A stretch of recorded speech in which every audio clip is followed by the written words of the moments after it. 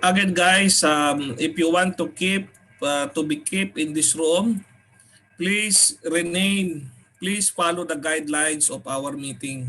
Okay. Please read the guidelines, and because I also do not want to make delay, because next time uh, we are just making the process. We are building some system, guys. Okay. So please rename. Please rename yourselves. Okay. I don't know if you read the guideline, but in order for you again to stay in the room, please follow the guideline. Okay.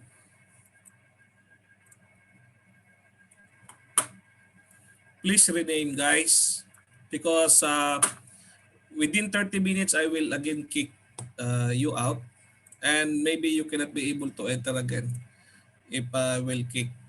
Please follow, because I want to control who is students, who are guests. Okay.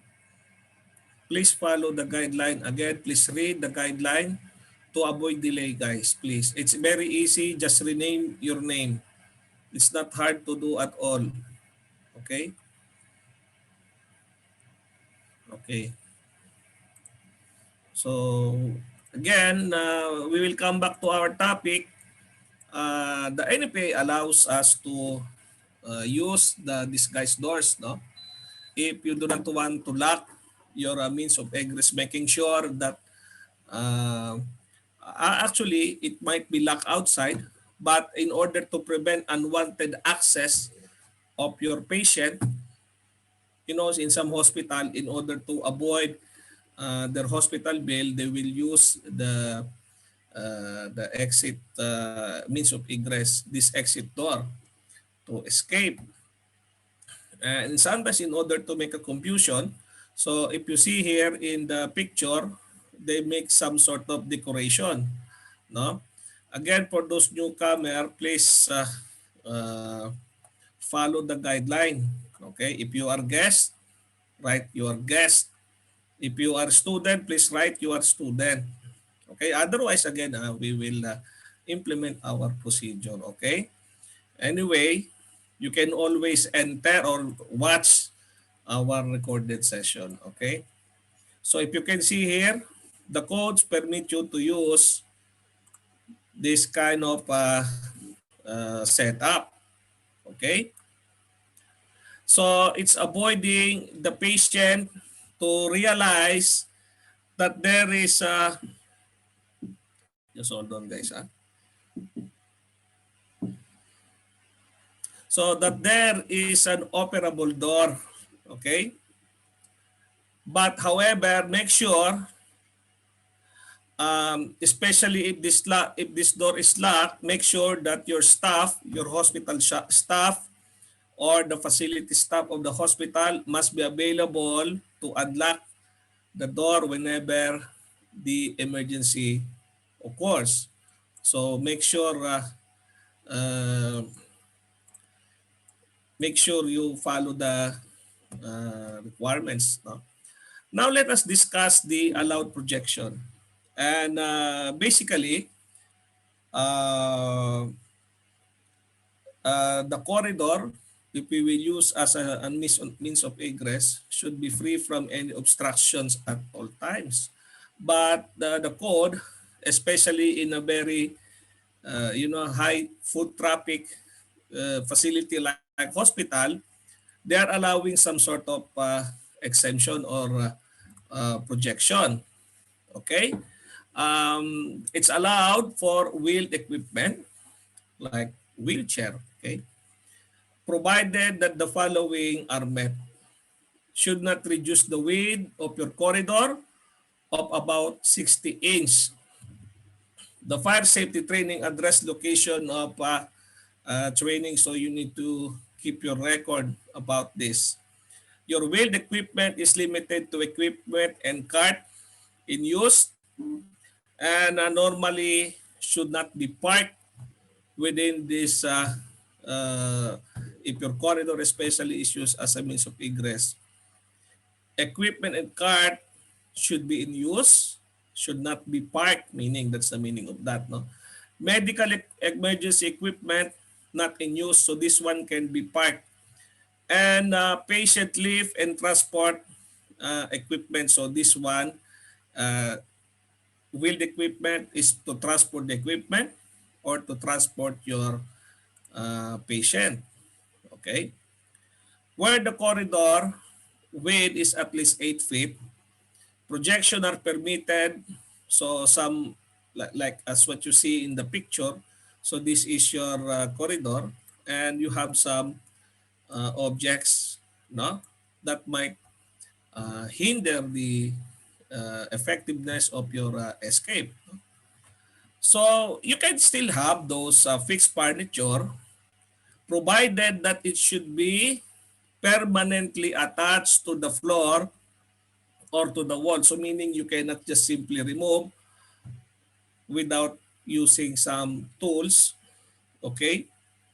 Does not reduce the corridor width to less than 6 feet. So minimum 8 feet. If you have allowed projection, that allowed meaning allowed by the code, you can have maximum, you can reduce to as maximum as 6 feet. Located only on one side of the corridor. So if you see that scenario, the background seems complying with this requirement and should not exceed an area of 50 square feet. Check. So based on the condition, fixed furniture groupings are separated from each other by at least 10 feet. So more than 10 feet, the length should not be allowed. So here I think this three here, from here, this three seating capacity chair maybe not more than 10 feet. So this is checked. The fixed furniture is located so as not to obstruct access to building services and fire protection equipment. So far, there is no fire protection equipment on the wall or even on the floor that it is obstructing with. So I think it will be okay. In this scenario, again, it will be okay. Corridors are protected by electrically supervised automatic smoke detection. So again, if you want to have a fixed furniture, so meaning it is attached permanently to the floor or wall, there should be a corridor protection of electrically supervised automatic smoke detection, or the fixed furniture space allow direct supervision by the facility staff from a nurse station or similar space. So meaning, here it's okay if you want to avoid automatic smoke detection. So SD is or ASD or AS, automatic smoke detection. Here you have a nursing station, okay?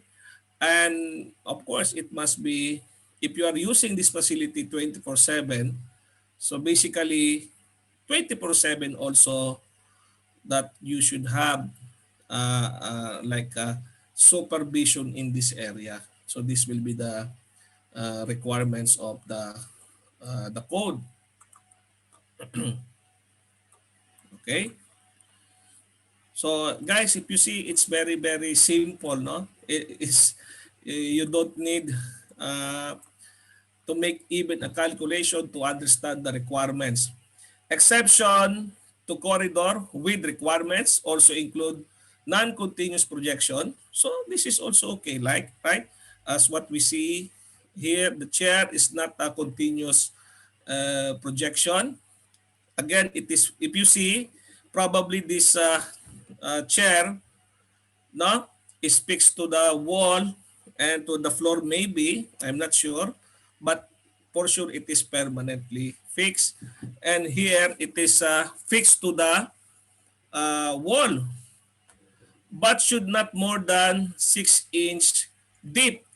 So the depth of this how can I say this obstruction should not be more than 6 inch. So I think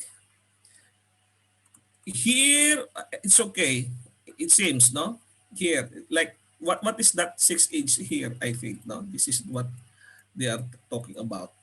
And here it seems, it's, if you see here in other view, it's like this, no, something like this in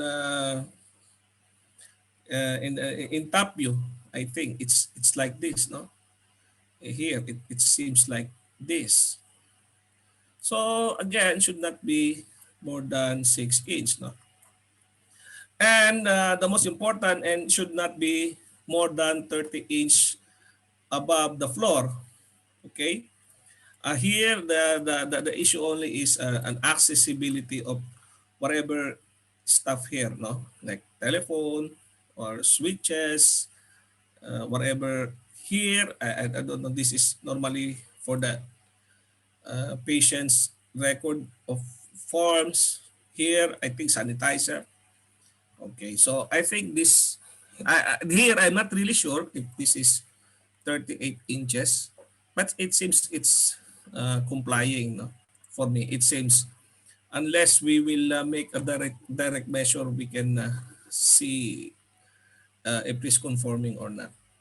Okay, so the question is corridor.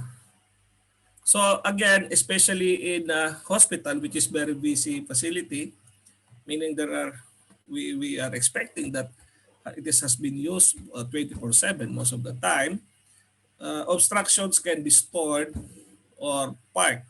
So that is actually two things, and making it use as parking or use it as a storage is totally different, no? Okay. So let us determine that. It is not intend, just remember guys, that the required corridor width be maintained clear and unobstructed at all times. Okay?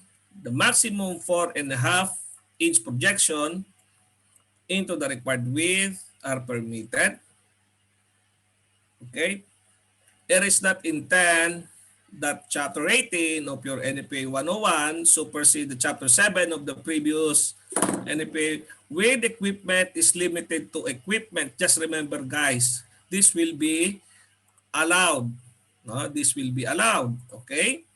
Limited to equipment and cart in use. So it can park for sometimes temporarily. If you see, there is a wheel. No? There is a wheel. Medical equipment not in use. So if you see here, guys, I don't know. I am not in the medical field, no. But it seems there is a wheel here, no. There's a small wheel.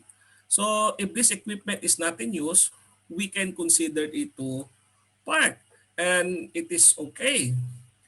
And patient lift and transport equipment. Okay. So I think here the I think, I don't know, this is a patient bed. So if that's the case, it seems that it is already been stored for a long time. And if that's the case, if it is not temporary, okay, it is actually stored in the corridor. And I think, if I'm not mistaken, this is not allowed. Okay?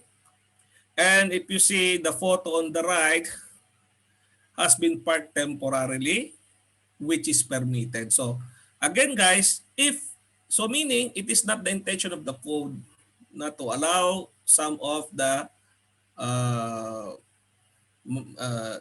equipment or whatever stuff to park or store, but it normally we can allow for temporary use, but not as a storage. So that's very clear. To park means temporary, but to store means permanent. So that's big difference between the storage and parking, no? Storage mean use intended to use for long term. Okay, so it's very clear. Arrangement of means of egress. So again guys, as what we understand, it is always required, almost required by the law or by the code, by your Life Safety Code 101, to have at least two means of egress, because in some cases, if one of the means of egress is not accessible, we have an alternative. And again, the staff, the employees, especially, must be aware of these two types of access. How? Uh, by having these drilling exercises. Okay, very important, and just keep a record with you.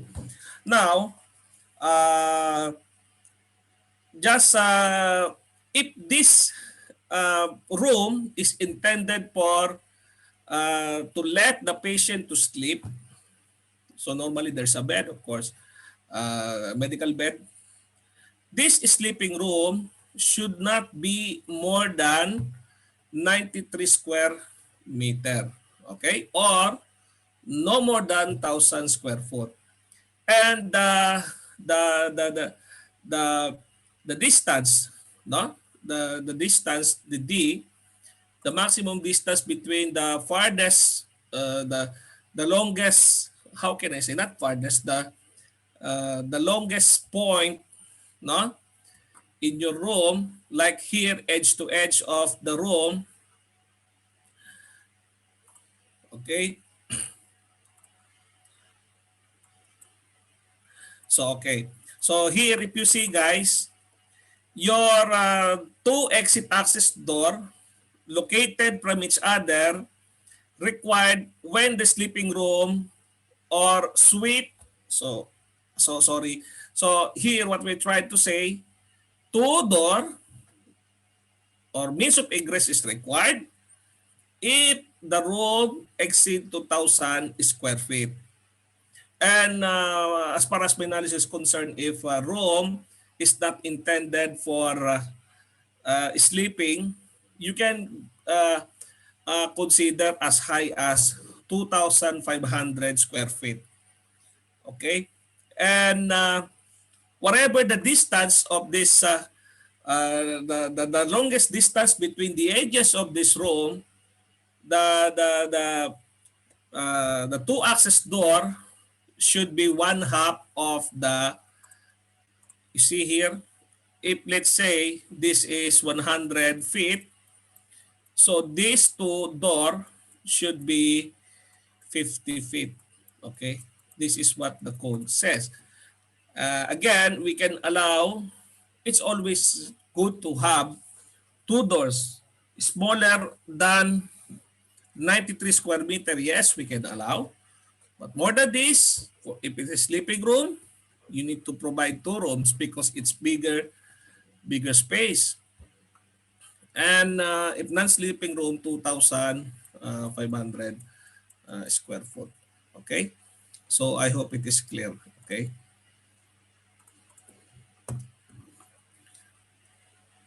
Okay, another requirements. Okay?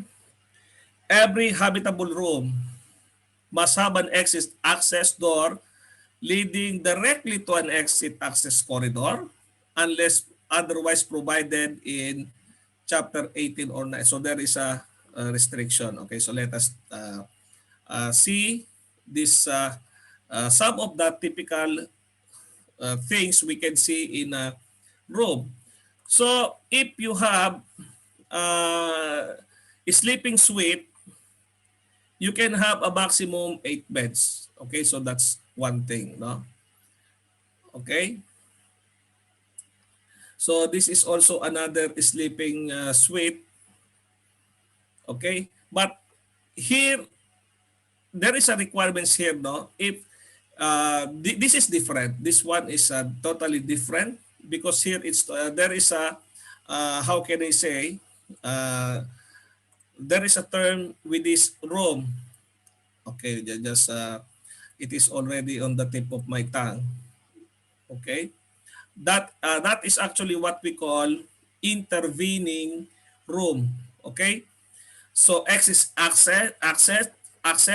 from a patient sleeping room with no more than 8 patient bed is permitted to pass through one intervening room as what you can see, and that intervening room should have an approved automatic smoke detection system according to your NFPA 101. So that SD means, so the meaning of SD, smoke detection, it should be ASD, automatic smoke detection.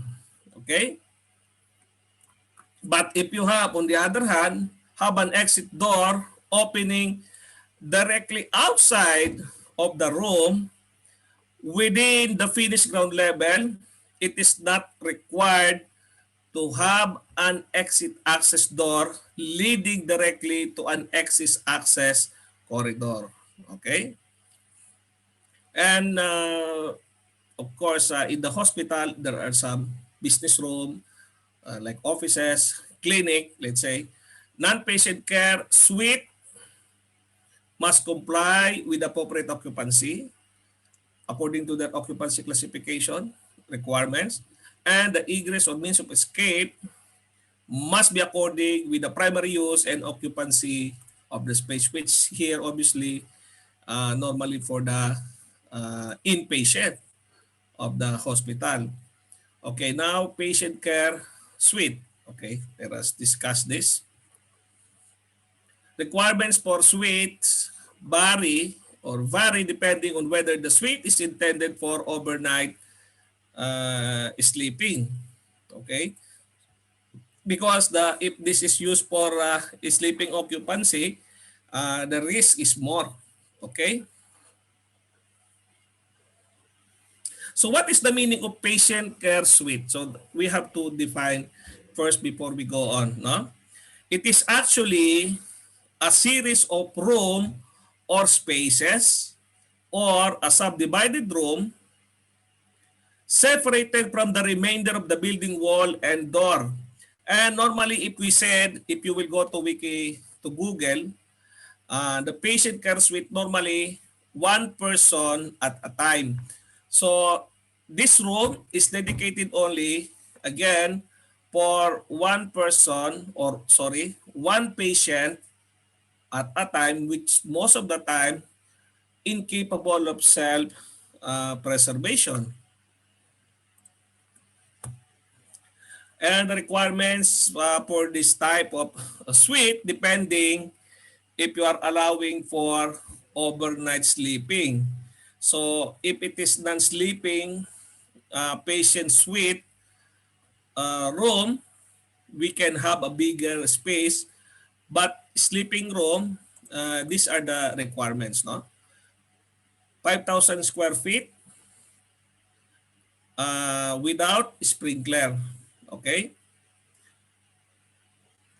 7,000 square feet with sprinkler.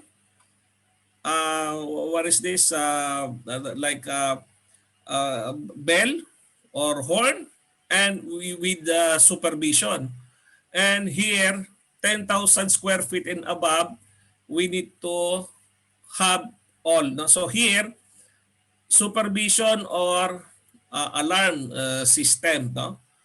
But if the room is very big, so we need both these three provision or the three requirements uh, uh, of the code. Okay? Okay? So here, as what it's shown, so for existing suite without this automatic sprinkler, 5,000 square feet only, 7,500 square feet for new or existing suite with automatic sprinkler protection, either smoke detection or stop supervision. But the stop supervision should also act as a replacement to, meaning he or she should be sharp and be able to identify uh, if the event is in the emergency phase. Okay? Or 10,000 square feet for new or existing suite with automatic sprinkler protection, smoke detection, and stop supervision. And if it is a non-sleeping suite, you can go as high as 10,000 square feet for existing without automatic sprinkler protection. The X guy, X means existing. Huh? Uh, for new or existing, okay, the N means new and EX means existing. So that's the meaning of that. And if you see, it's a self-explanatory. 12,000 square feet, new or existing with sprinkler, alarm, or supervision. 15,000 square feet. So I'm here, no? Basically, new existing with sprinkler, alarm, and supervision. Okay, stop supervision of the hospital. Capable of making a report. Okay, during emergency, right? Let us discuss the sleeping room suite requirement, and there are three things: intervening room, staff, observation room, and adjoining suite. Okay, and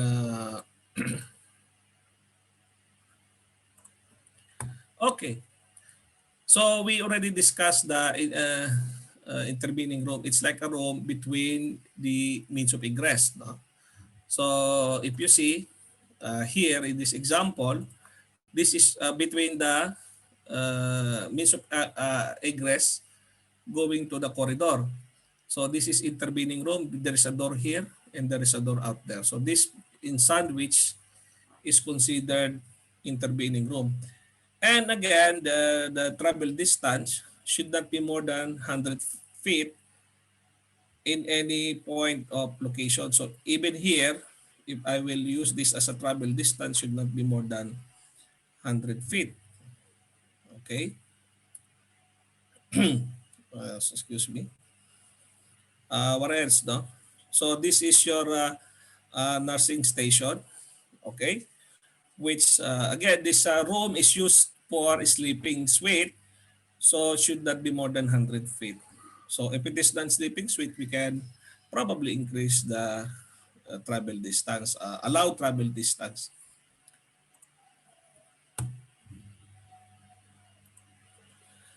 So again, just for everyone's knowledge, the term intervening room or spaces means room or space serving as a part of the required means of egress from another room. This circulation space within the suite is an intervening room. The number of intervening room along an ingress path is not limited or unlimited in other words. Okay. Another here, patient care sleeping room with suite.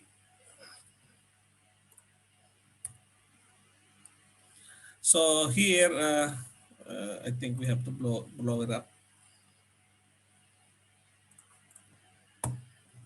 Okay. Here, if you see, it's all explanatory also. Okay. So here, guys, like if you see, it's like you can always, for small rooms, no, we can omit this fire alarm or like smoke detection if there is a supervisor or normally located in your nursing station. Okay, so here this is your nurse station, and here glass vision panel So it is see-through. You can see the patient inside. There is a privacy curtain here, but normally this kind of this is not a door. It's like a temporary closing object. And here, there is only a requirements here that if the nurse station or the supervisor could not be able to see, there is no, let's say, glass or transparent glass, or could not be able to see the patient very quickly, like here with privacy curtain. If direct supervision is not possible, smoke detection should be provided here. Okay, if you see this is your smoke detector according to the requirements of your code. Okay, there is a supervisor, no need for smoke detector. But beyond the eyes or there is a door, maybe this is more private, needs more private, but it's also vulnerable to fire. So you need to provide the smoke detector because this is not what can easily see with your supervisor. This supervisor can be an alternative to smoke detector if they can see the places. If the place is closed, but there should be a window or there should be a viewing glass like that. Okay, and adjoining suite, another term for this sleeping room and suite.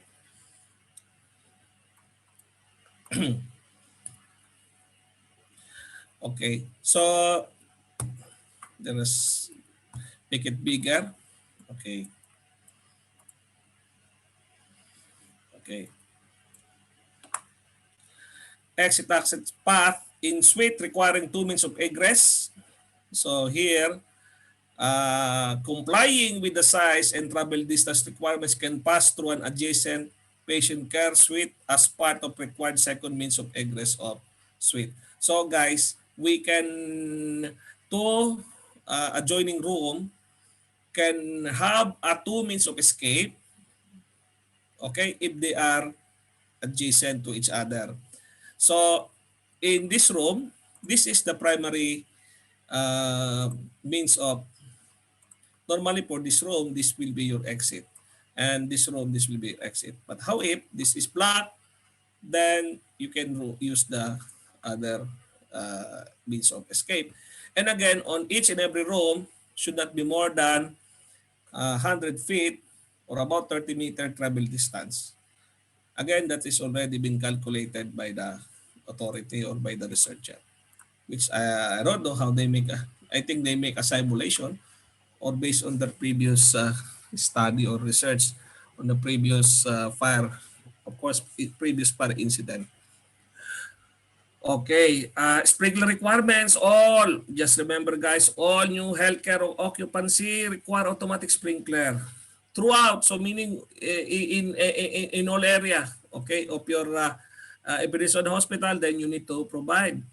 In existing non-sprinkler smoke compartment, renovation of more than 50% again is considered again to follow the new requirements of the code, or more than 4,500 square feet require automatic sprinkler throughout the smoke compartment. So smoke compartment is not necessarily fire rated.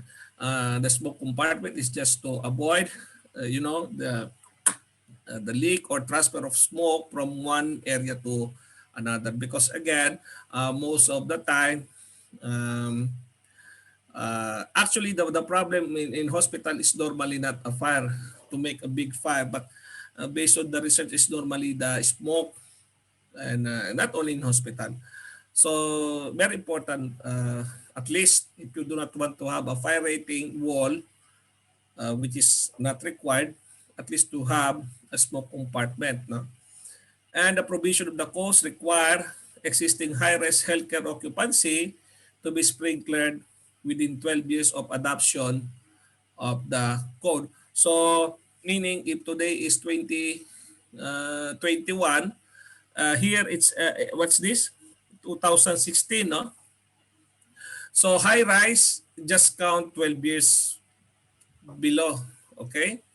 So 2016 minus 12, so about 2004. So if you're going to renew those building from 2004 and above, if you're going to renew your building permit, I might require you to have a sprinkler protection. Okay?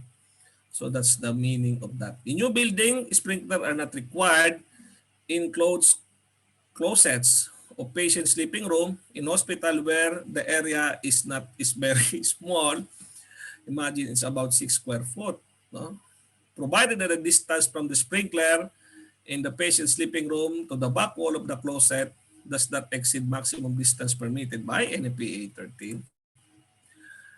And sometimes we need the staff, no, to feel at home in the hospital. Some big hospital facility, they might have their own cooking facility, and it might be allowed to use the small kitchen to be open to corridor. Okay, small kitchen. Okay, again, why sometimes some of the it's if you have this kind of setup, it seems that the employee is not at work. No, it might reduce the stress if they will feel at home.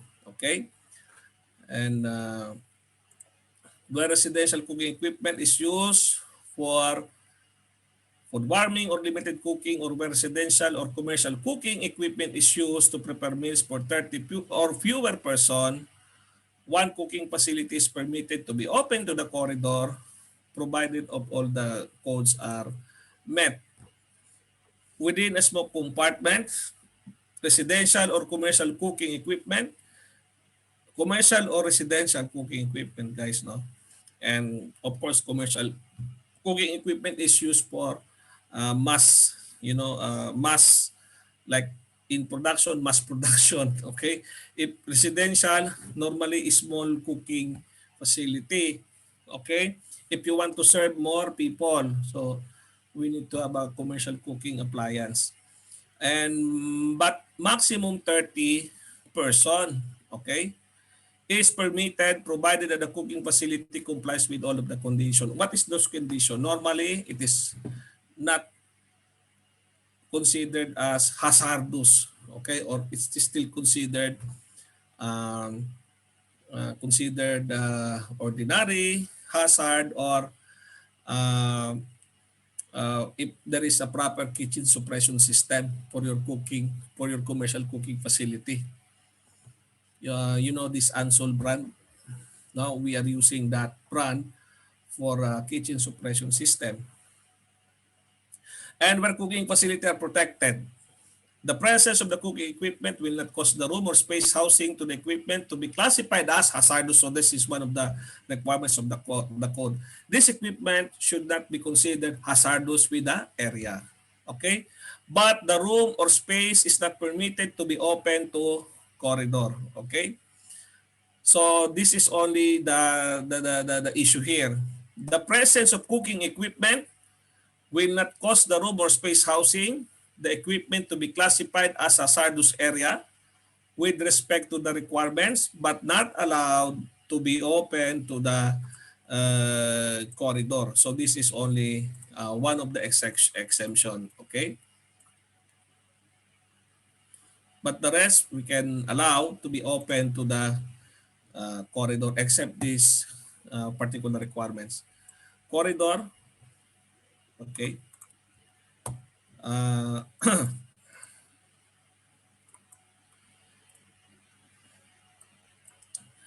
So here, if you see in this figure, or in this, where is the, okay. So this is your corridor, okay, here. And probably this is the means of egress.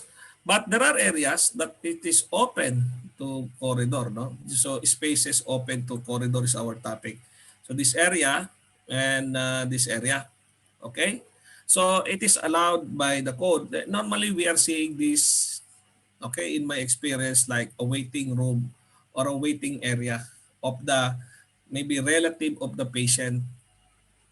Spaces may be open to the corridor if no sleeping or treatment room or hazardous area. Okay.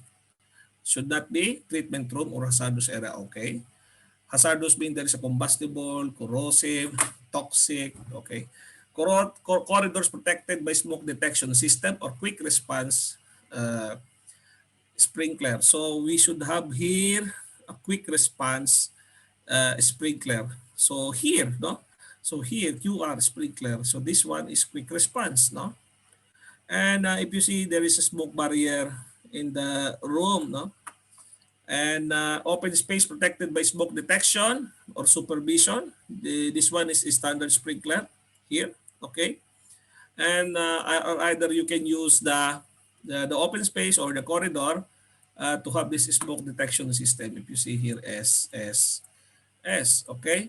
No obstruction of required exit. So this kind of open spaces to corridor should not serve as an obstruction. Then it will be permitted. And it is a common in the hospital as what normally used for as a waiting room or waiting area.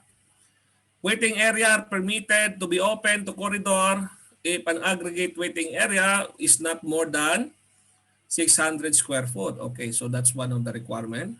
And each area, there is a smoke detection system or there is a supervisor. But this supervisor should be at all times, no?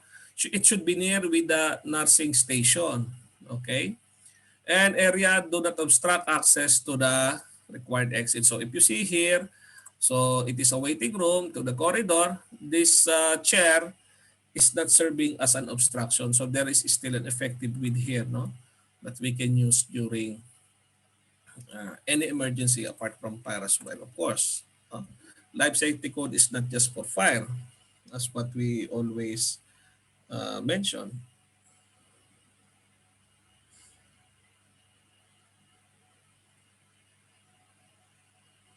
Sorry guys, just hold on. Okay. Nurse station are permitted to be open to corridor, which is also again common, with no additional requirements. Okay. And the gift shop, because normally it's not considered as hazardous, no? So it's okay. Provided that this is also used as a supervisor, no? And the gift shop not exceeding 500 square foot. Okay. Normally there's a gift shop. Okay. Like I've seen also like a flower. I think flower shop or chocolate shop is considered also part of gift shop. No, something that we can use those objects and buy it within the hospital and give it to the patient, like flower, chocolate, and whatever, uh, maybe memorabilia or something.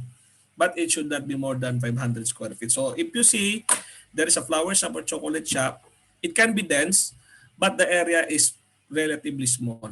So that what you will notice if you will go even here in Haman or in Rumayla Hospital, in Woman Hospital as well. I've noticed this, no? And Qatar is strictly following these requirements. In a limited care facility, group meeting or multi-purpose therapeutic space are permitted. This therapeutic space we are using also uh, for uh, uh, health purposes, no? So therapeutic space, like healing space, okay, let us see how it was defined, no? Okay, treatment space, that's what I think, what's the therapeutic space.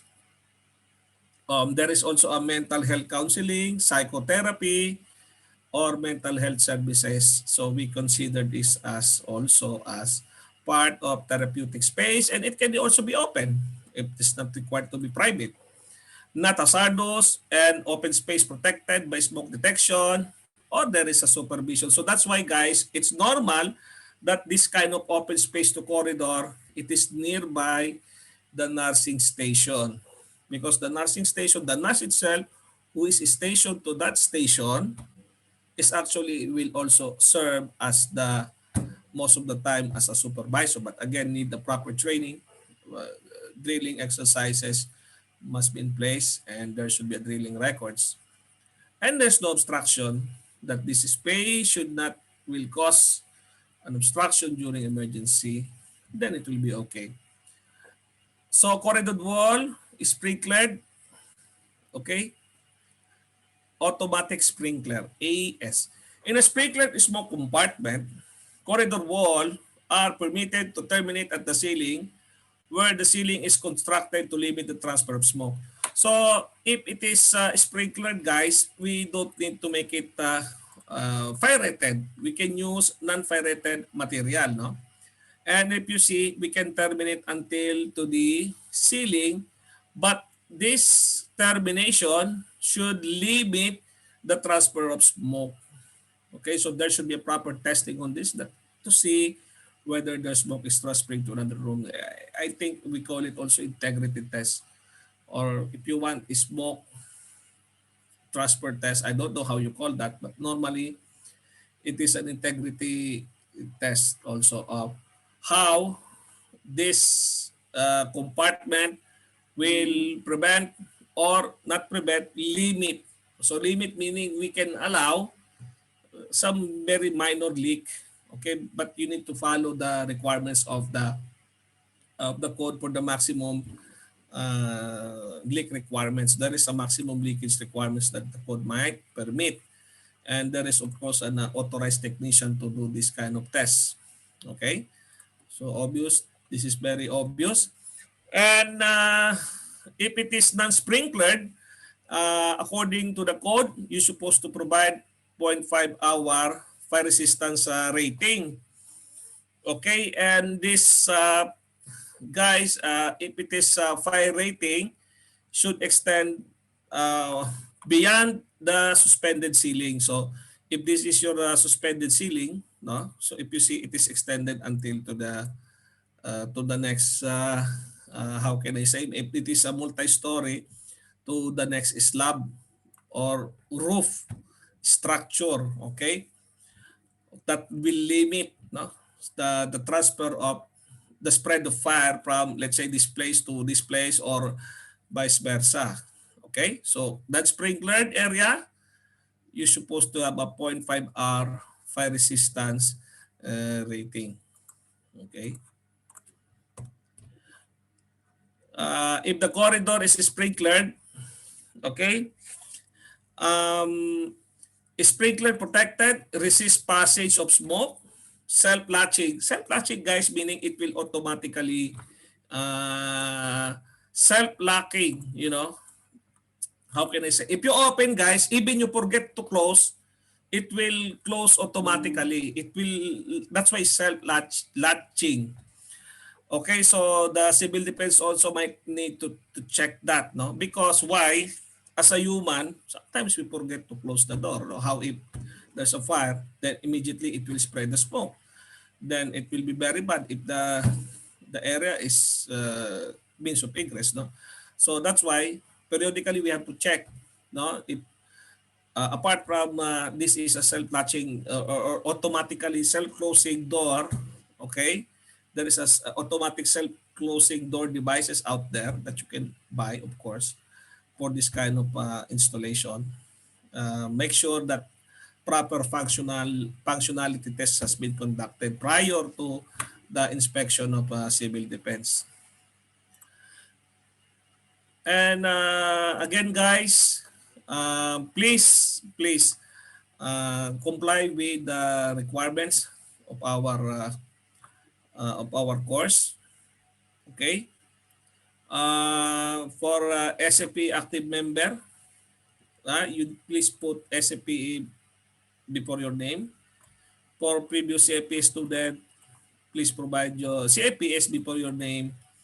And for guests, please provide your name. Now, I will not be very strict because I don't know if you cannot understand my English or not.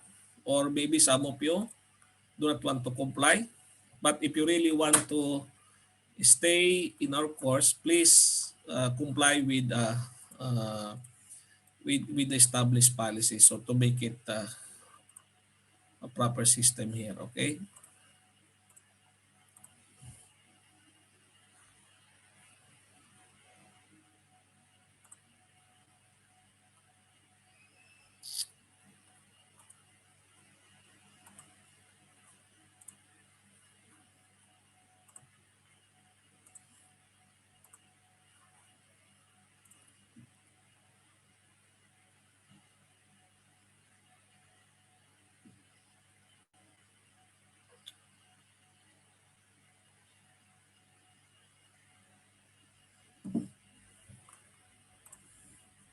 Okay. Okay, so if you have a sprinkler protected, of course, it's not required to be pirated. But in order to prevent or minimize the positive smoke, your door should be self-latching. If it is not sprinklered, should be fire rated. Okay, minimum 0.5 hour, but you need to have a minimum 1.75 inch thick solid core wood door. So solid core meaning it's not hollow door, no, meaning there is a gap or spaces inside the door. It should be core wood door. Material that resists fire for minimum 20 minutes. So your door should be minimum 20 minutes, but your wall uh, should be minimum uh, 30 minutes. Why like that? Because most of the burning material is not obstructing the door because we are using the door frequently if it is not an exit door. Okay? And most of the time, based on the study, it is the fire begins with the walls. So that's why walls, they provide meaning the probability of having fire within the walls is more higher because this is where we put the objects rather than we put in the doors, in front of doors which we are using frequently and normally free from obstruction at all times. Okay, so that's the reason. Maybe uh, you are wondering why door 20 minutes only and why wall. It's because of the study where the fire normally originated. It is not again on the wall with the door which you are frequently using, but normally the fire starts with the wall. So wall requires more fire rating. And corridor door must have a self-latching and have positive latching hardware. So what is the meaning of positive latching uh, hardware? Meaning, okay, again, the door, self-latching and positive latching. And meaning there should be, it's almost the same. The positive latching means we can, it's automatically close even we forgot it to close. Okay. And normally this kind of latching device, there should be no how can I say, because some of the latching hardware there is uh, uh, protruding latch which some of the patient use to hang themselves, no, to commit suicide. There is already an incident, so maybe not frequently happening, but there is already an incident. So that's why if you will use a self-latching, self-closing, or positive latching hardware, make sure that there is now no protruding latch release hardware that can be used to for suicide purposes. Okay.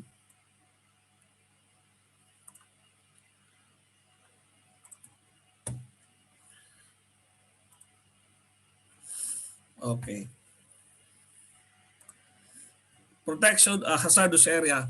Okay, so let us now discuss because normally those area, if it is not considered low hazard, ordinary hazard, which not possess greater risk to the occupants. And again, compared to any other facility, no, uh, we are considering here that some of the most of the occupants are incapable of self-preservation or need an assistance to escape in case of emergency. So now if there is an hazardous area, so what is the required protection? Okay, actually it's already break Let us have a break first for 15 minutes. Then we will continue.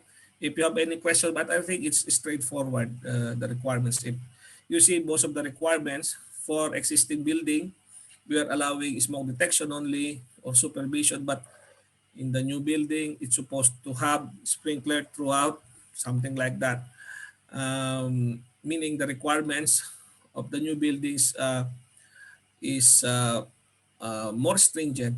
And later on, we will discuss why the code is changing. Why before they are allowing this, but now they are not allowing it because the type of also the material we are using is changing. Okay, organic. Do you know that there is already a study before the break that organic materials burns very slow, and in order to reach it's what we call flashover, it takes almost 30 minutes to reach it's what we call flashover. However, the synthetic materials easily burn within as early as 2 to 3 minutes. So that's the reason why. And nowadays we are almost we are no, most of the time we are using synthetic materials in order to save money. So that's why the code requirements becoming more strict. Anyway, let us have a 15 minutes break and see you after 15 minutes break. Please, guys, just to have an order, please write your name if you are our existing student, SFPE, and if so, I can see now that most of the attendees are from the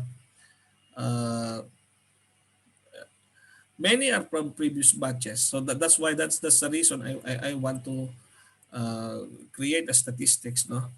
Okay. And actually, I think we have a special guest. We have a guest, Dr. Professor Dr. Muhammad, PhD. Okay. So I don't know which place Mr. Dr. Muhammad Ali. Welcome to our course, the Dr. Muhammad. And we are also willing to learn from you, sir. Okay. Please have a break and see you after 15 minutes.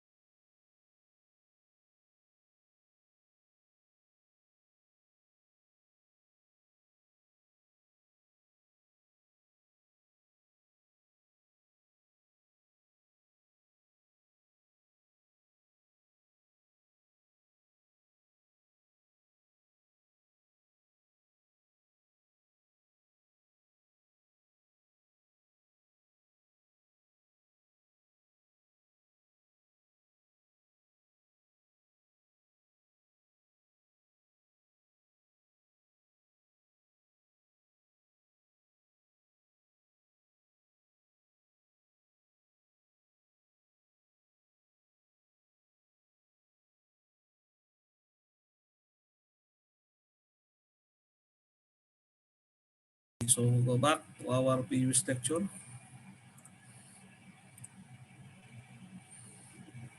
Okay.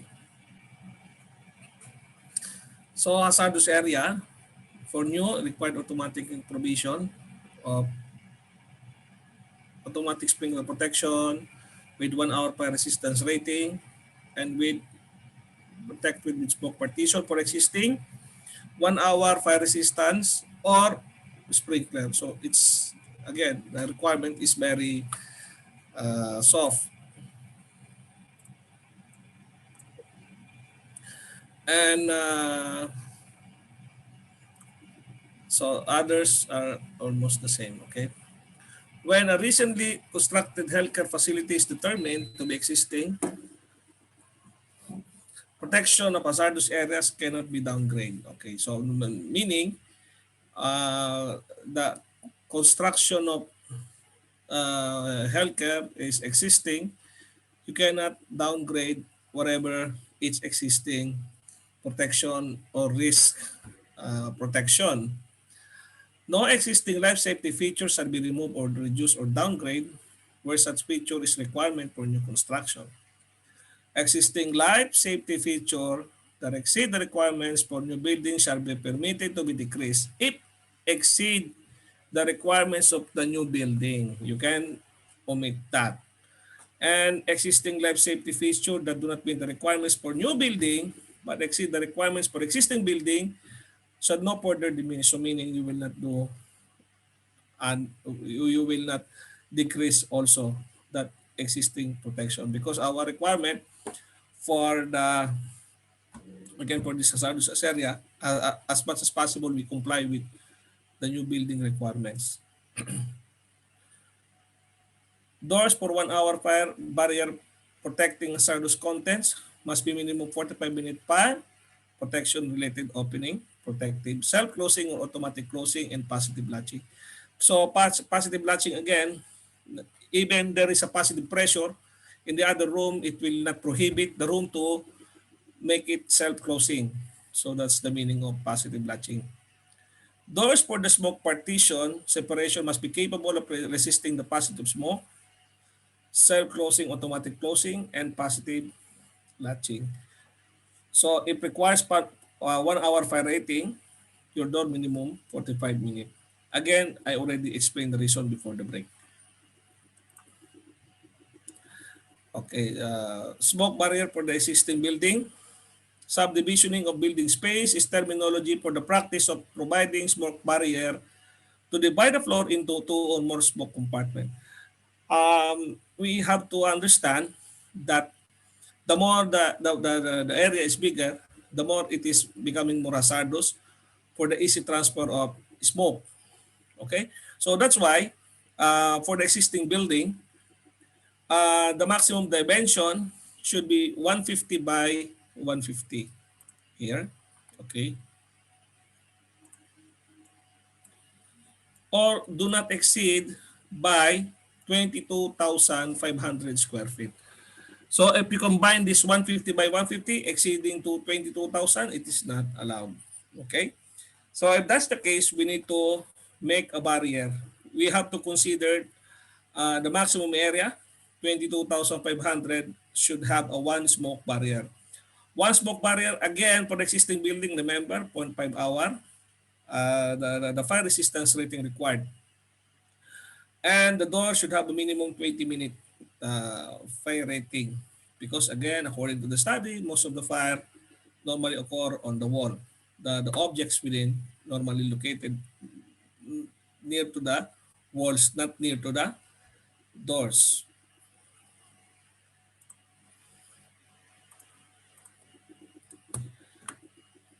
The define and place strategy minimize the need to evacuate the building in early in the fire. This is also in compliance with the define and place. And because if you see guys, um, your if your area 22,500 and dimension should not be more than 150 feet on one of the sides, the travel distance should not be exceeded by 200 feet. Again, for existing. And if we have this barrier, we can go to another room from here to here, okay, and which also complies the requirements of defend in place. Again, the defend in place is either to stay in this place or to go to another nearby place, which is much safer, okay, and we can wait for the rescue of the first responder. So existing smoke compartment criteria, maximum area 22,500, meeting the requirement of 2018 edition. Overall maximum dimension of 150 by 150 or travel distance to smoke barrier of 150 feet, 200 feet if sprinkler protected.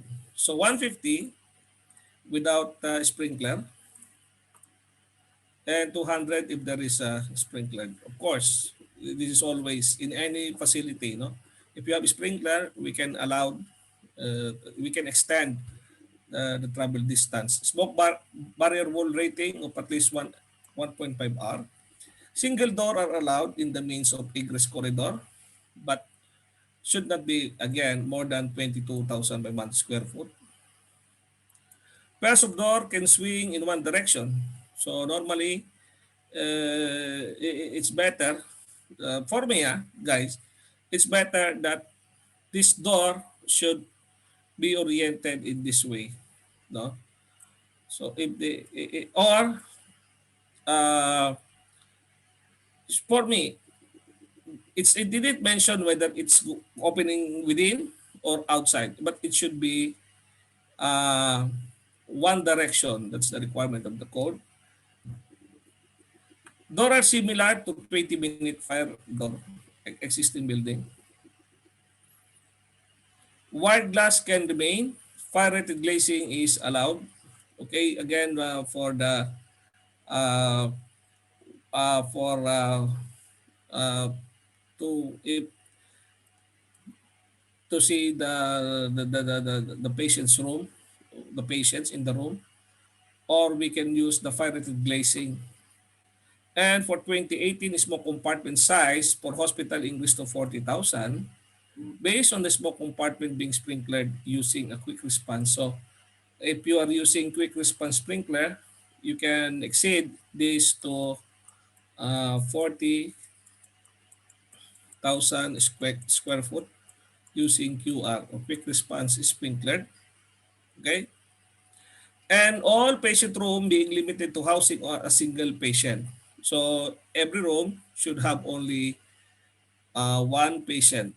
So the ratio of the room is 1:1, no? And the smoke barrier for new building from existing to one half hour becoming 1 hour, but the door is still required to be at least only 20 minutes. Okay. Okay. So here, maximum area 22,000 square feet and maximum travel distance since if it is a smoke barrier 200 feet. Smoke barrier wall rating of at least 1 hour. This is the one. This is the one. Apart from its smoke barrier, it is also fire rated. Pair of doors swinging in an opposite direction required across the corridor. So this is the new requirements, no? That it should be swinging in opposite direction. So if you see here, guys, here is swinging inside and it's going outside. So meaning we can have this swinging in both ways. Okay, doors must be similar to 20-minute fire door assembly. Not required to have latch. Fire rated glazing is allowed, but should be fire rated. Okay. The smoke compartment increased to 40,000 if there is uh, of course again as what we discussed, if there is a sprinkler, quick response sprinkler. Okay. So you can use our chat box to put the right answer. So I've seen that everyone comply. I requested Mr. Joseph, Mr. Dr. Muhammad to comply with the requirements of uh, the room guideline. Okay, I'm just posting it now, Mr. Joseph. What is the minimum corridor width for new acute care hospital? Minimum corridor width for the new acute,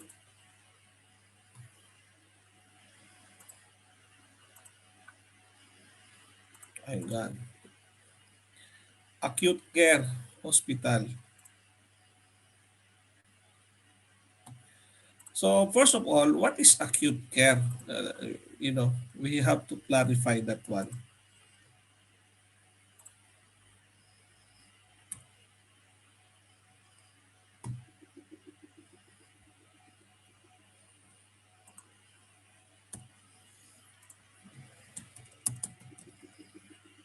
Acute care meaning short-term treatment. Okay.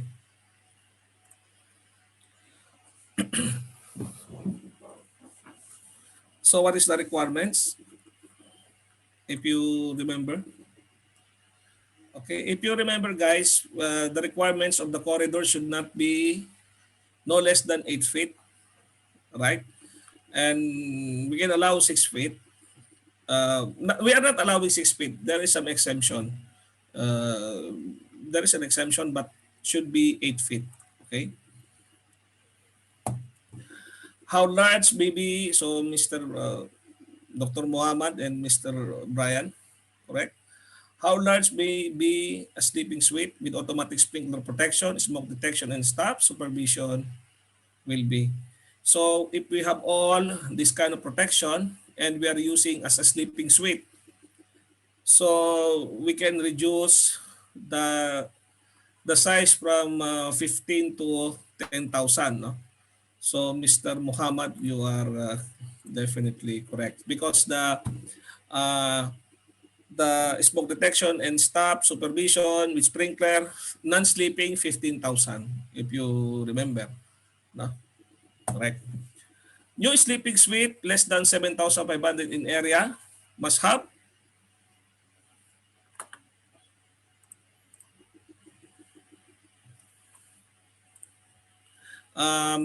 it is required only to have you have only to choose, no? Only you need to choose either supervision or smoke detection. So the answer is C, no? Sleeping suite, not more than 7,500 square feet in size, must have either direct stop supervision or smoke detection. And now let us go to ambulatory healthcare occupancy. So earlier we discussed the requirements.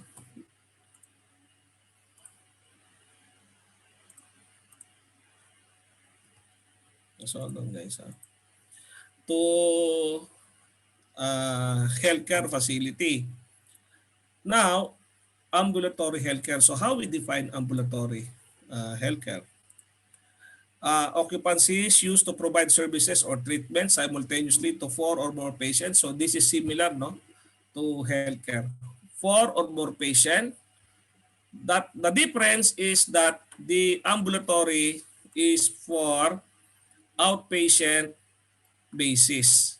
Okay, so meaning the requirements for inpatient and the requirements for outpatient is not the same. And obviously, the requirements for inpatient, especially if it is used for sleeping, the requirements is more stringent compared to outpatient, which meaning the occupant most of the time is not considered full-time equivalent, or meaning maybe they are not staying for an average of no more than 8 hours per day.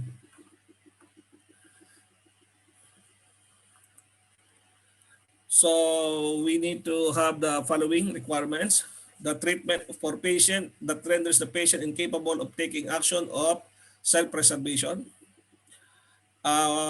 without the assistance of others. So this one needs incapable of taking self-preservation needs an assistance.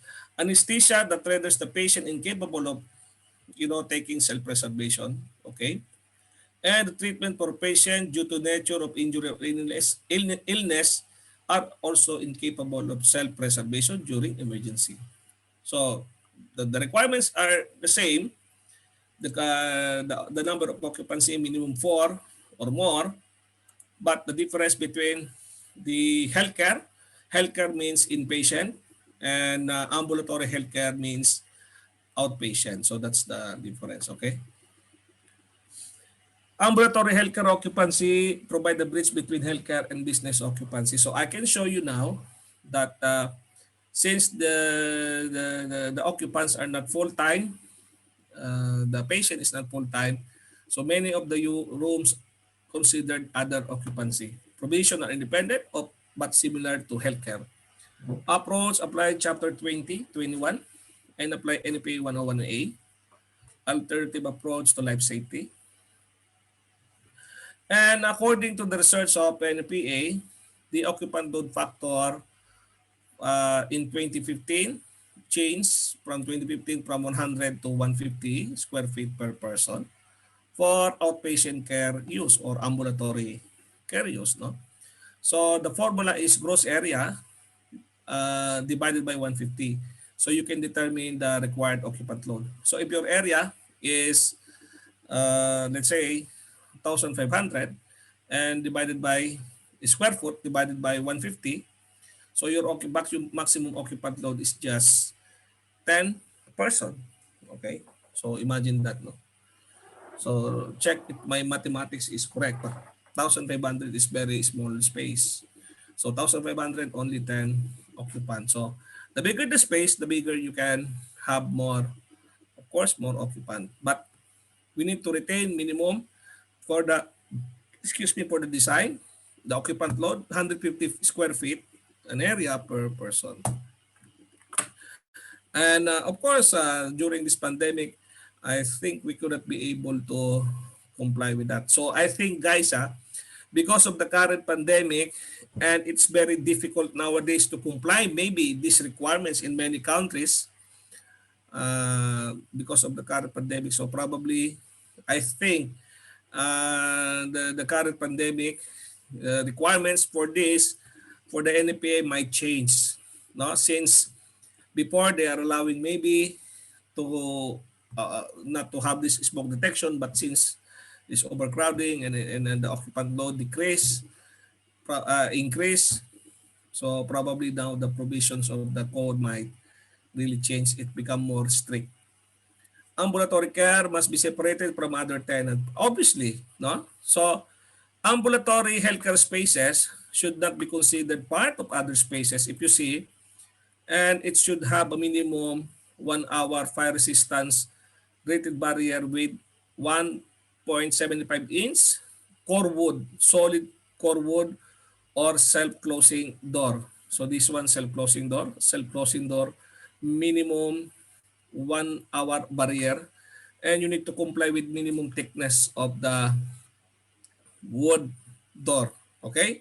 Or equivalent means if the fire rating you achieve maybe metal, for example, or using other material that also have minimum 1 hour barrier, then it will be okay. Smoke barrier with 1 hour fire resistance rating are required to subdivide areas greater than 10,000 square foot. So meaning, if you have this 1 hour fire resistance rating, more than 10,000 square feet, you need to make a subdivisioning. You will only allow to have smoke partition, meaning to maximum 10,000 square feet. More than 10,000 square feet, meaning not allowed. You need to make 1 hour fire resistance rating. Okay? More than 10,000 square feet. So 11,000, so maybe you need to consider 6,000 and then 5,000 square feet on the other room, or 10,000 and 1,000 square feet. Again, the effectiveness. Again, what we are trying to prevent here, why uh, we are taking care of the size of the room, because the bigger the room, the easily it is easily to spread the smoke. And again, the smoke is normally the reason why there is a fire, there is a fatality during fire or during emergency. So we need to have this subdivisioning for those uh, if those size are achieved. Another question, guys. The occupant load factor for outpatient healthcare is,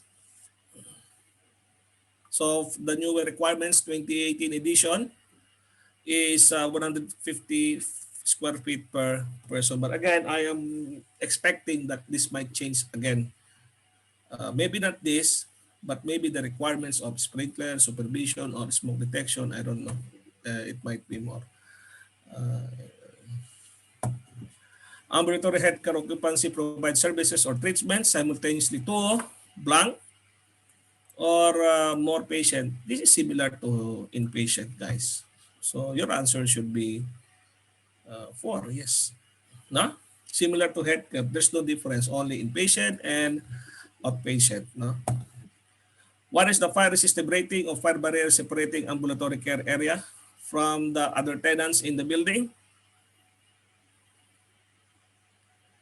1. So if you remember, so here guys, if you see the dental clinic and office space and other office, they are maybe considered as just to highlight, no, business occupancy. Okay, even clinic, guys, no, clinic considered as business occupancy. I don't know, but that is the classification they are putting here. Normally, if you are using clinic, there is also an how can I say, patient, right? But I don't know why it is business occupancy. Sometimes it makes me the also confused with the requirements of the code. Anyway, now residential board and care occupancy. So before we go further, what is the definition?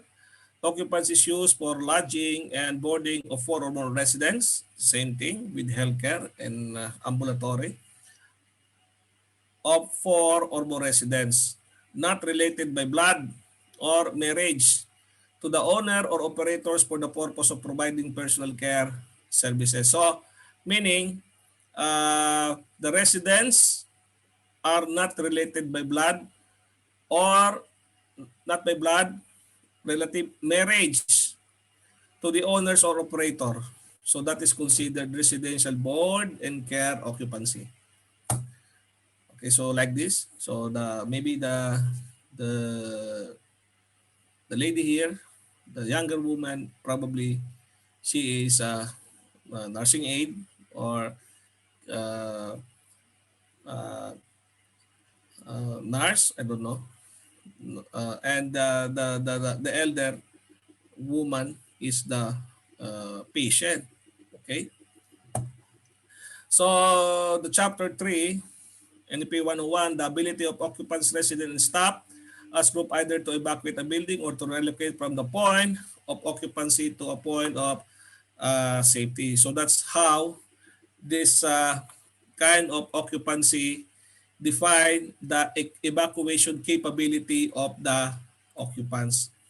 And the same thing, we have 101A, Guide on Alternative Approach to Life Safety 2016 edition. And chapter 32 and 33 are organized by facility type: small, large, and apartment buildings. So small facility, how many residents are there? 16 or fewer. Large facility, more than 16. And an apartment buildings, apartment, of course, this is a multi-story housing, board and care occupancy. So meaning there is more than one level of floors.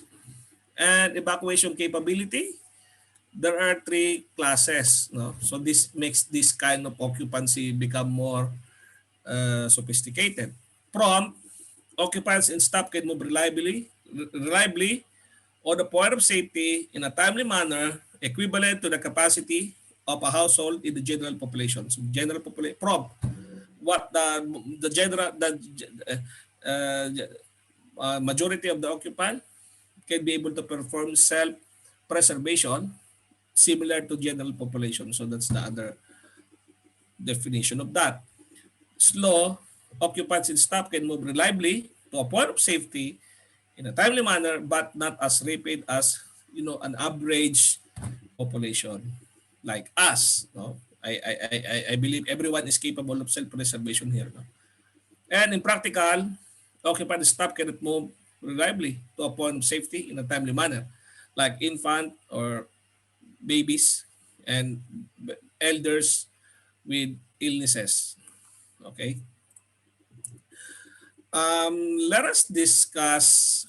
Uh, Let us define first what is the LED or considered level of exit discharge in a multiple level buildings. Well, according to this diagram, if the riser is no more than 3 riser, okay, if this is your okay, so guys here it is typical that probably the two means of escape is not on the same how can I say, in the same level, but should not be more than 3 riser. Okay? It is considered one floor only. So one floor within 3-star riser of the LED is considered part of LED. Okay? So more than that, so probably you need to have another exit level of LED here or level of exit discharge and another here because minimum 2 doors, right? For the level of for the means of egress, always minimum 2 doors. If no more than 3-star, then okay, only 2 doors. But more than 3-star, I think you need to add 2 more. Okay. Okay. Door locking arrangement are permitted. So normally we are not permitting this. But again, because of security purposes and again the codes is considering not only fire safety related emergency or risk, considering also security risk.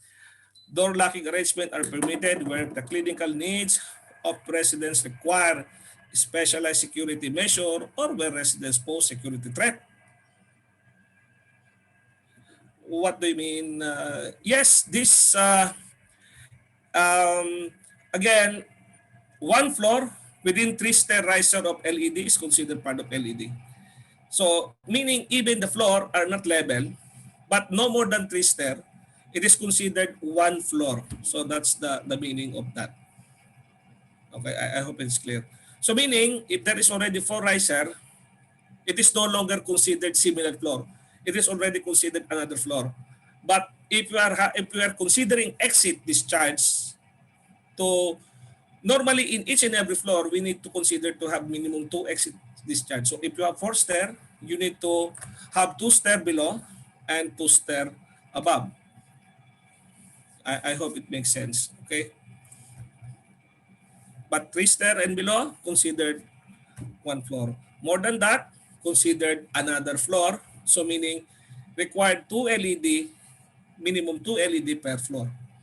Why we need to have an alternative in case one of the means of escape is obstructed, then it will serve as a trap. We need, uh, the code always consider the worst case. Okay, so minimum 2 level of exit discharge.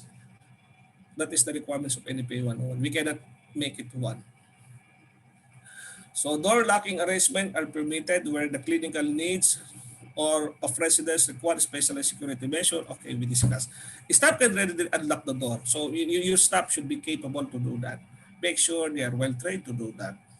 And if you're a facility guy, make sure you do the test because sometimes this in due time, sometimes it is you need the proper cleaning or proper repair. Sometimes it stocks, no, because of rust.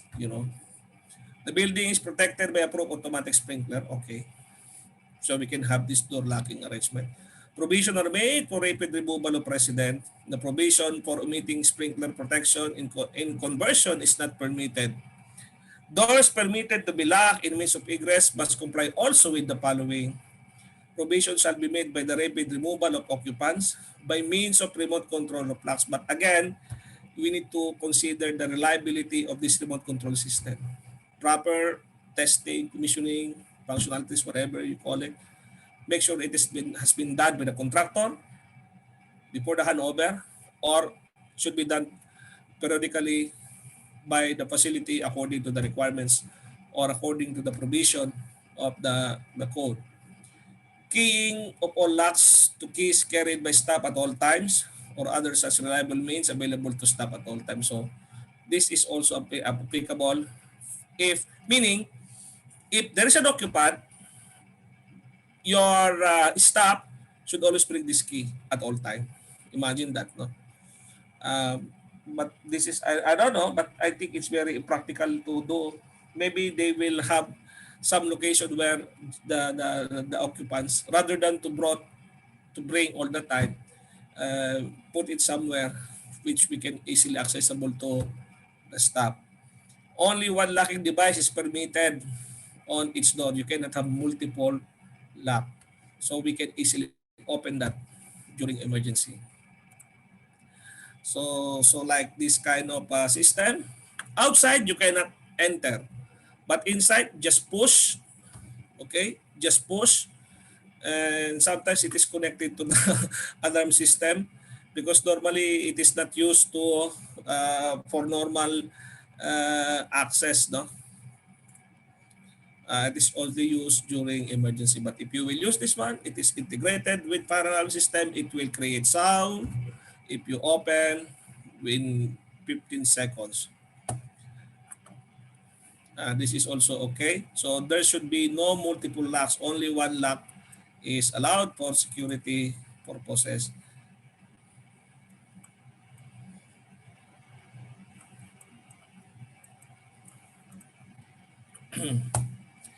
So this one, this is also okay. This is your latch. You know, guys, sometimes um, uh, sometimes this lock will serve only outside. But if you push this lever, even without key, it will open. You got my point? There are some kind of locking system invented already nowadays.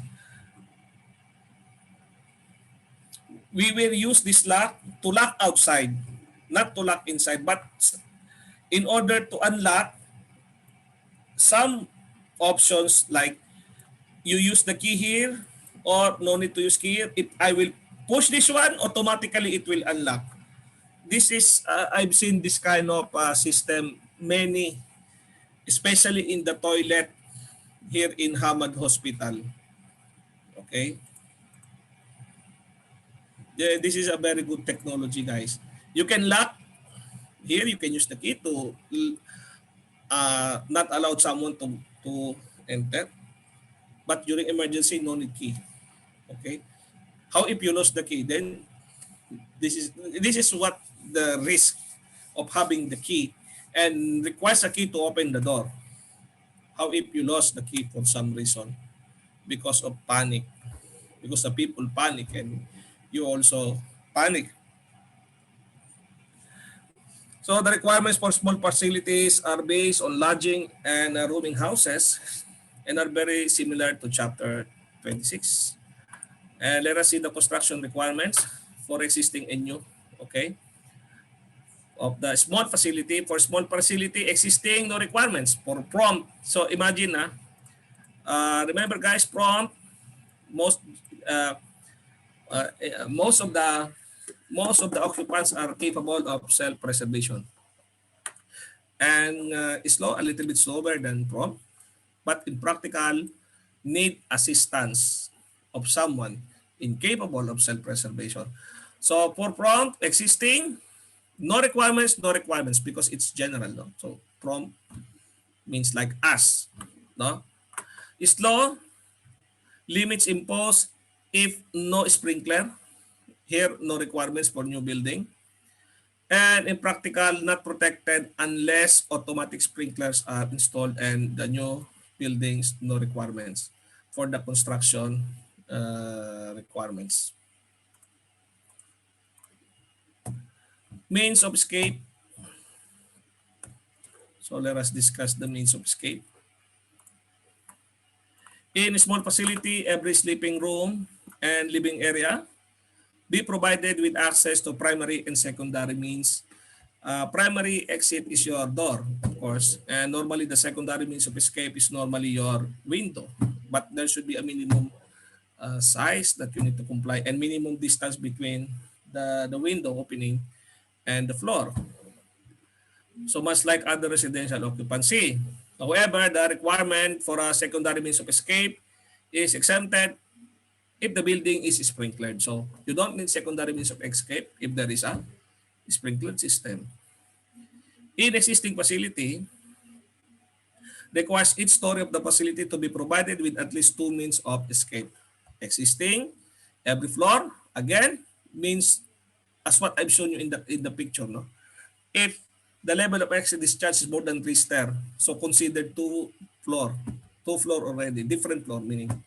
So two means of escape on another floor and two means of escape on another floor. The second means of escape is permitted to be a window, as what I mentioned, provided that the window complies with the provision of the code for the minimum size requirements and the facility evacuation capabilities. Again, you can no need for you to have the secondary means of escape if you have an AS or automatic sprinkler system. Okay. Protection from hazard. In a small facility, any space where there is storage or activity having fuel condition existing to one or two family dwelling. Okay. Small facility, right? One to two family dwelling or meaning two units with has a family and has a potential for a fully involved fire must be protected in accordance with the provision of the code. Of course, you need to have the sprinkler system, okay? And the space containing an approved, properly installed and maintained furnaces as well as heating equipment. It should be inspected.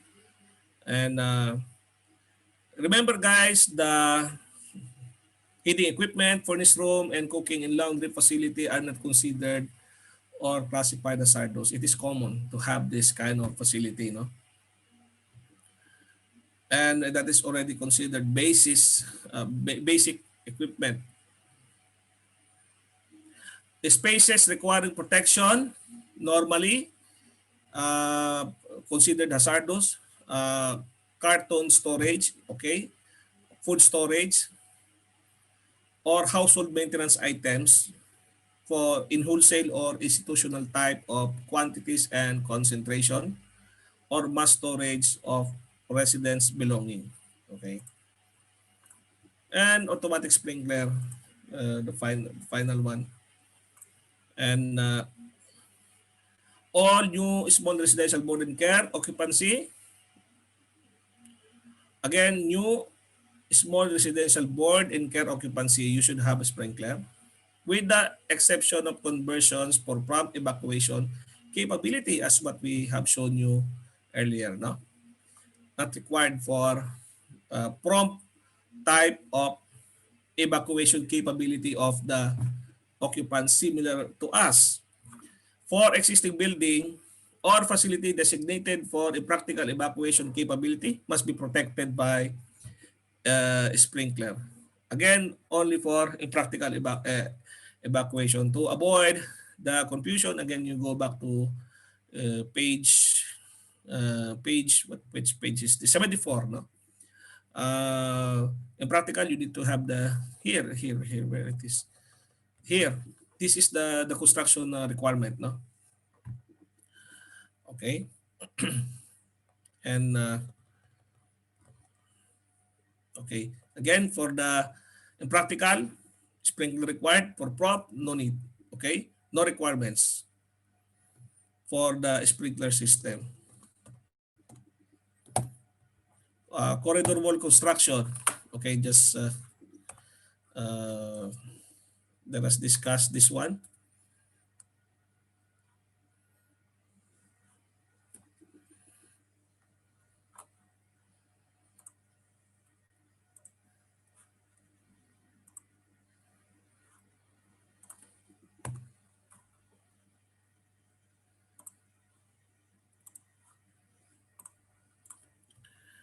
Okay.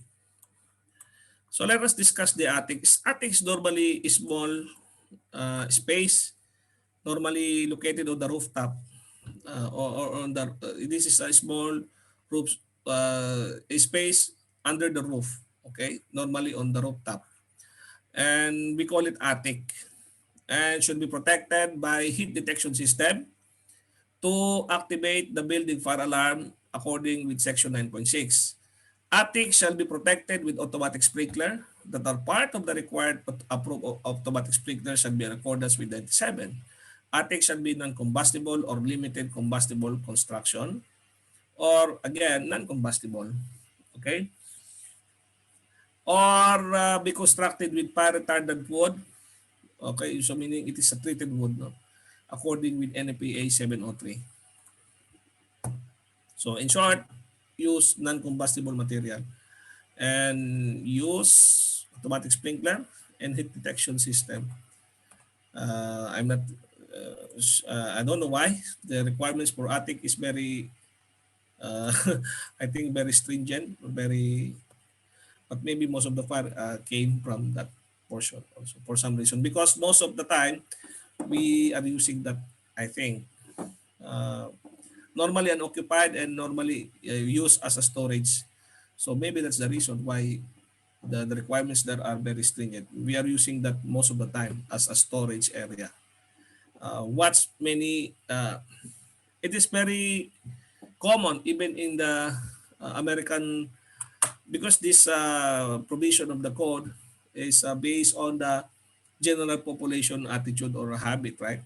And I've seen in many movies and in many American series, their attic normally used as storage area. So maybe that's the reason. Okay.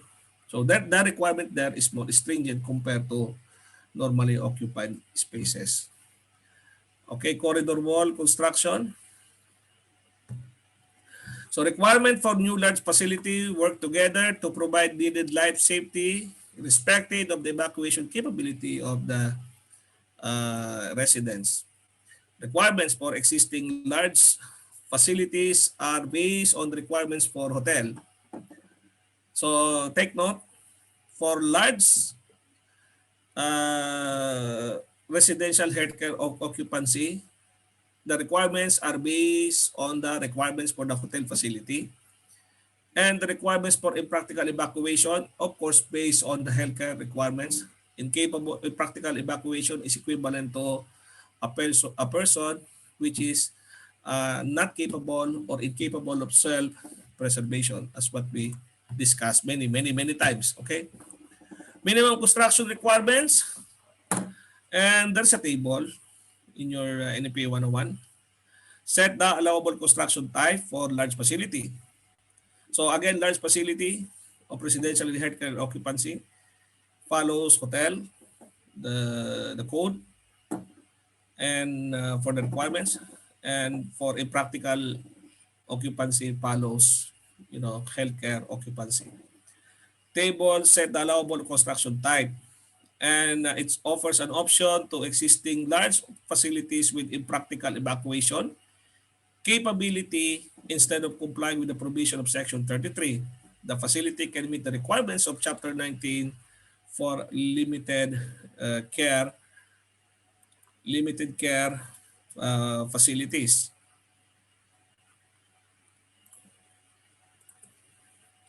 Okay. So this is a picture. I think based on the research, I think some of the research for this type of occupancy, large facility, is based on the what happened on this building. Smoke alarm and detection. In new large board and care facility, smoke detection are required in corridor and space open to the corridor. So smoke detection, smoke alarm required, corridor, and all the spaces open to corridor without, of course, without wall or barrier. Smoke alarms are required in its sleeping room, outside the sleeping area, and all on all levels because considered large facility, multi-story building like hotel. Existing large board and care facility, all living area and corridor require a smoke detection system. If the building is protected by automatic sprinkler system, then smoke detection is not required in living area and with evacuation capability of prom or slow.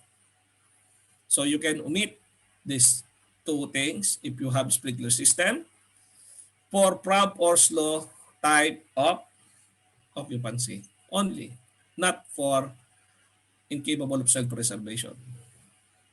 So this is the example of a sprinkler, and I think this is your smoke detection. And pneumatic sprinkler for large facility. Wait guys,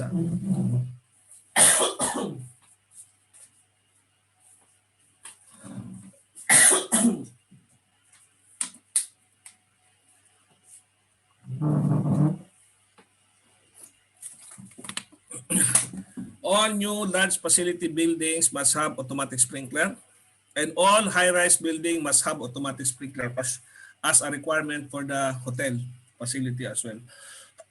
In hotel facility, it is not an option to have a sprinkler similar to large facility of healthcare, residential healthcare facility. Apartment, like as what you see.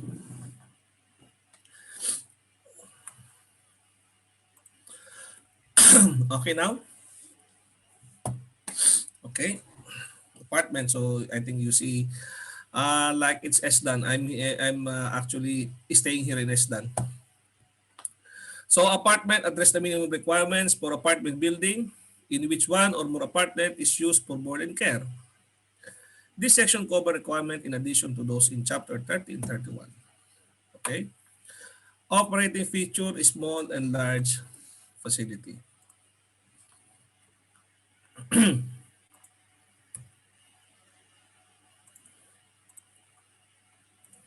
The operating feature provision are capable both to new and existing facility unless otherwise noted. Stop action is an integral part of the life safety feature required in a board and care facility. Anyway, now let's check. A large board and care occupancy house more than blank residence. Your answer? Large, no? Large. How you consider large occupancy? Correct, Mr. Rahil. Large board and care occupancy house more than 16 residents. Next, in existing sprinkler protected small facility, what methods of protection are acceptable in attic not used for living purposes? Select all that apply.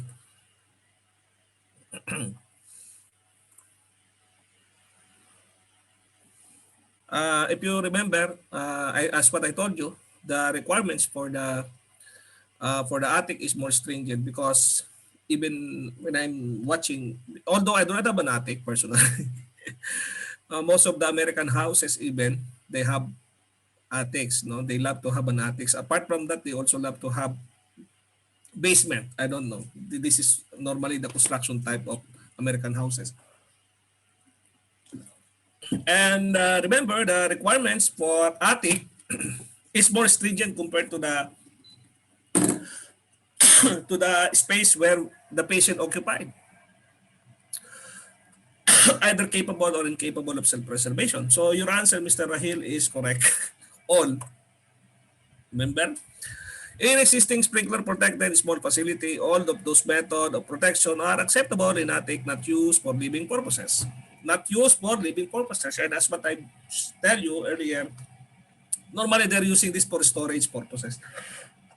So it's a must to have all of this. Because storage, guys, as what we mentioned, it is considered hazardous area. Remember? I hope you remember that. Okay. Which of the following large board and car occupancy must be protected by automatic sprinkler? Okay.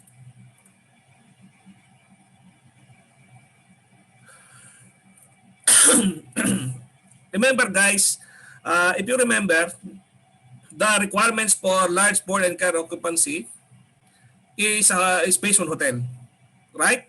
Based on hotel means the sprinkler is mandatory for the new construction.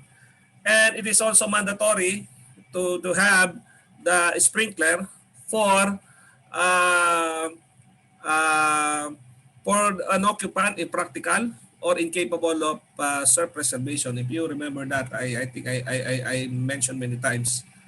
So the answer B and A, Professor Muhammad and Mr. Norman, you're correct. Correct. This is what we mentioned. Based on the requirements again, this large board, residential board and care occupancy. Again, sprinkler requirement is based on the because of hotel and the requirements of the occupants is especially for the incapable of self-preservation, impractical occupants based on the healthcare occupancy, which makes these two answer correct. And you completed this chapter, and I feel that we are running out of time to discuss the remaining topic, which is the what is the topic? What is the topic? Just let me check. Residential and detention, correctional occupancy, correctional facility. Anyway, guys, still have a time for me to give you the quiz. Okay? So, if you are fully enrolled in our course, please go to WhatsApp group to have an access with the quizzes. Anyway, for time being, for the guests, I will also share how we are conducting the how we are having the quizzes, no? Okay. So I've shared the quiz, and I'll give you how many minutes. Don't worry, guys. Whatever there in your quiz is has been discussed in our course. I'll give you 10 minutes, and after 10 minutes, we will discuss the right answer. Okay? So you can start answering now. I'll activate now the timer.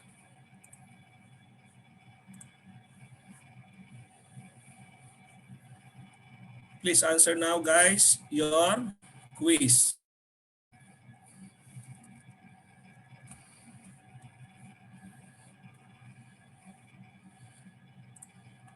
And guys, if you enjoy this class, please promote with your colleagues. Okay?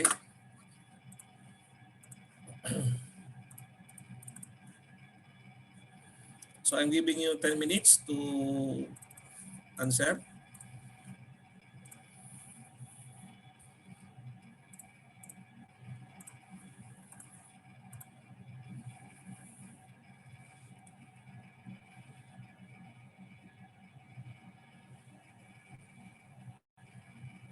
And if you are convenient with our current timing, we will continue until the end of this course.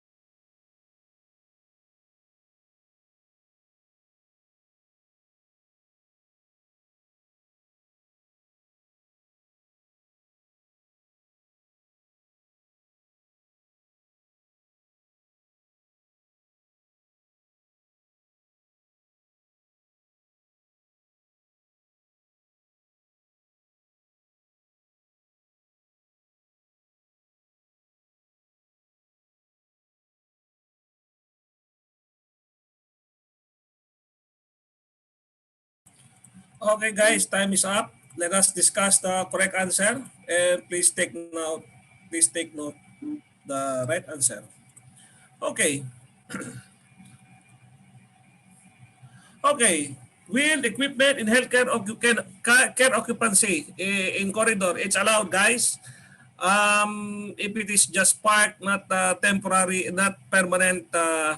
If it is on wheel and it is temporary, it's okay. But there should be no unobstructed corridor less than 60 inch.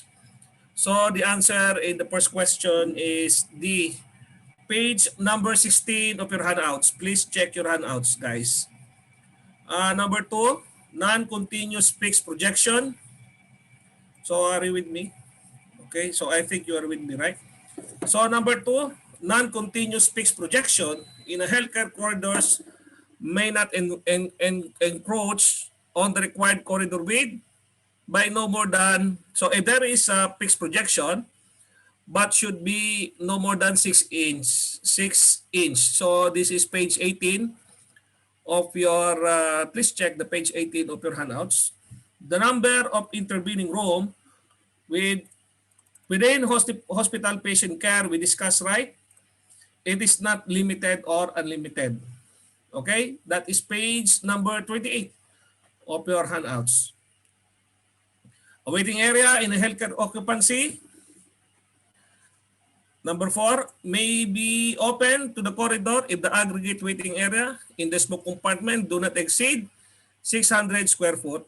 And normally this is used for as a waiting area. And as long as it is not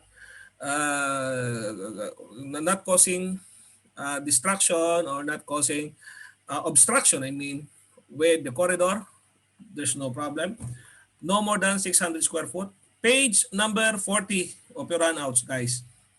Number 5, ambulatory healthcare or outpatient facility must be separated by, we discussed from other tenant, no? Minimum 1 hour fire barrier. We discussed page number 62. Okay? And in ambulatory care occupancy, with an area of 12,000 square foot, the answer is C, subdivision by smoke barrier with the 1 hour fire resistance rating. Please go back to your page number 62 of your handouts. Evacuation capability of occupants applies to B, existing board and care facility, page number 71. In a board and care occupancy, one floor within block steps of the level of discharge is considered part of the level of discharge, meaning it's not considered separate or multiple uh, story. It's considered one floor. No more than 3 stair steps. So page number 76. Number 9, in a small board and care facility, corridor wall must have a minimum. Yes, the handouts are provided for those who are enrolled. No, both previous batches and new batch. And I will also provide this. I think you need this one, right? This answer, correct? And which page? In a small board and care facility, corridor wall must have minimum blank fire resistance since it is small, 1 hour, 1.5 hour only. And number 10, I don't know why I didn't put the right answer. The page number, just look. And in an existing large board and care facility with evacuation capability from capable of self-preservation, a smoke detection system for the living area is not required if the building is protected by sprinkler, obviously, if the occupants can perform a self-preservation. Okay, that is page number 91. So that's all for tonight. So I'll just convert it into PDF so I can share to our subscriber, no? Our students who are enrolled. So for those who are guests and for all of the guests, thank you for coming and I hope you enjoy the class. And actually we are planning to conduct this within 40 to 60 hours, depends on the flow of the class. But for the guests, making sure that if you will attend our course, you will be ready to appear in your certified fire protection specialist exam. And that is our guarantee. So you can directly approach me. You know my email. I will share you my email and my contact number as well. I am sharing now with in the meeting room. My mobile number is 974-704-8571. Okay? And if you have any further questions, I'm always available in WhatsApp most of the time. Okay? If I could not be able to answer immediately, maybe I'm a little bit busy that time, but make sure I will reply in some point of time. Okay? So for those guests, thank you for coming, and I hope to see you again on our next invitation by next Monday again. Thank you, and for those who are enrolled students, see you this coming Wednesday. Thank you, and if there's no further questions, wala naman po sa WhatsApp. Lecture, student po ako. Which group you are? SFPE? SFPE group. Let me check before we adjourn.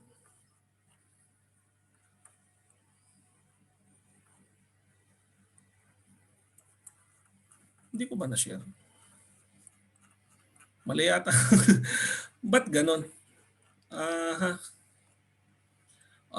My mistake, no? So I will also share now, guys, with also the module 4. Okay, sorry, I don't know why. CFPS Classroom Batch 3. CFPS Training Program. Anyway, CFPS Training Program. And I will also now share with you the instructor slides with answers. Okay?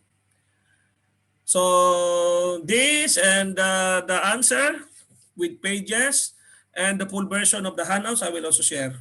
Okay? So guys, if you have any questions, actually it's very simple, easy. The picture itself, I think enough for you to understand.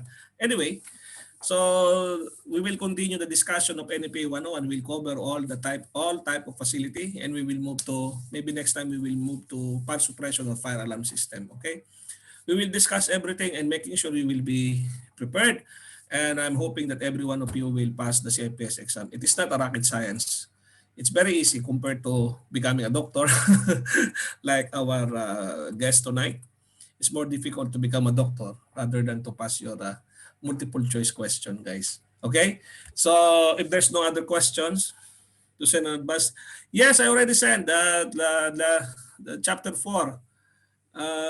Chapter 4. So I hope Mr. Professor Dr. Muhammad, either I hope you will join SFPE Qatar, Society for Fire Protection Engineer Qatar. And hope to see you again next meeting if you enjoy the class. And I will keep in touch with you, Dr. Muhammad. Thank you, and have a nice day to everyone. Have a pleasant evening and stay safe and healthy. Bye-bye. God bless.